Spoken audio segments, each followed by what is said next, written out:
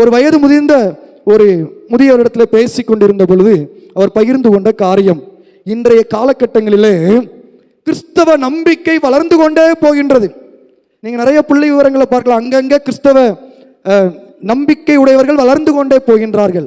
ஆனால் கிறிஸ்தவ நம்பிக்கை வளரக்கூடிய அதே நேரத்தில் எது குறைந்து கொண்டு போகின்றது? கடவுளுக்கு பயப்படுகின்ற பயம் குறைந்து போகின்றது. இறை நம்பிக்கை வளர்கின்ற இந்த காலகட்டங்களிலே இறை பயம் குறைந்து கொண்டே போகின்றது. அதன் பல நேரங்களில் நம்முடைய ஜெபங்கள் அது ஒரு கிறிஸ்தவ சாரம்சத்திற்குரிய ஜெபங்களாக இருப்பதில்லை. கிறிஸ்துவுக்கு அன்பானவர்களே, இறை நம்பிக்கை எவ்வளவு முக்கியமோ அந்த இறை நம்பிக்கையின் வெளிப்பாடாக இருக்கக்கூடிய இறை பயம் என்பது மிக முக்கியம்.